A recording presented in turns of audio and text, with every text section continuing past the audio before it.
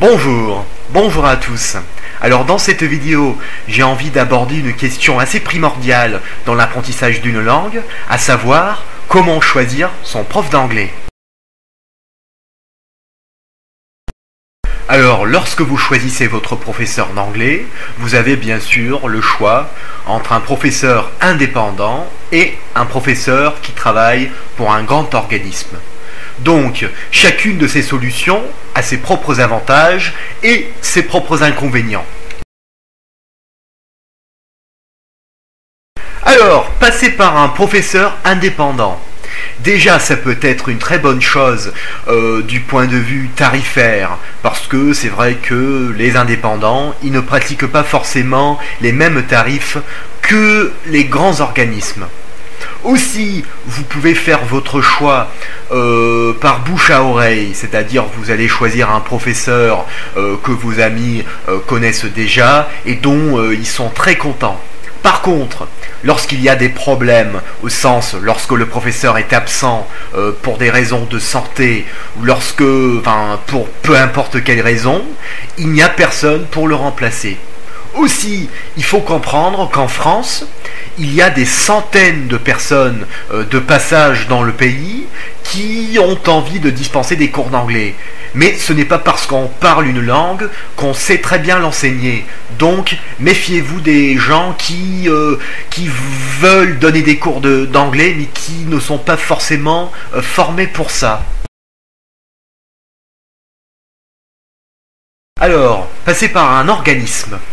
D'abord, ça peut être une bonne chose parce que ces sociétés-là, ils ont des moyens assez importants, hein. Ils ont des laboratoires de langue, ils ont des ordinateurs, ils ont des supports adaptés et toutes sortes de choses. Donc de ce côté-là, c'est une très très bonne chose.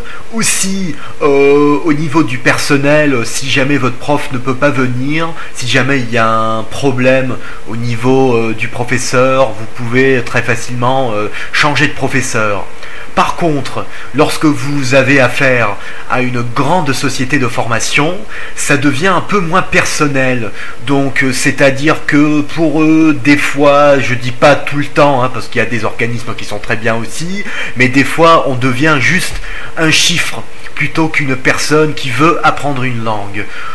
Donc, déjà, il y a ce côté-là. Aussi, il y a bien sûr le prix. Quand on passe par un organisme, on va bien évidemment payer des prix qui sont plus élevés. Donc voilà quelques points sur les organismes de formation. Faut-il choisir un professeur natif? C'est une question qui fait tourner pas mal de débats linguistiques et pour moi la réponse est oui et non. Lorsque vous commencez à apprendre l'anglais, vous allez apprendre des choses qui sont tellement basiques que vous n'avez pas forcément besoin de passer par un natif.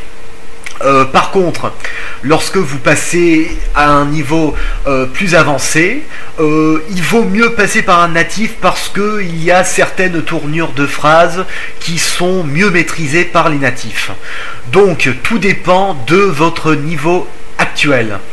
Dans mon cas, je donne parfois des cours de français à des anglophones, mais je refuse de donner des cours de français à des gens qui ont un niveau plus avancé, parce que je trouve qu'il vaut mieux passer par un natif.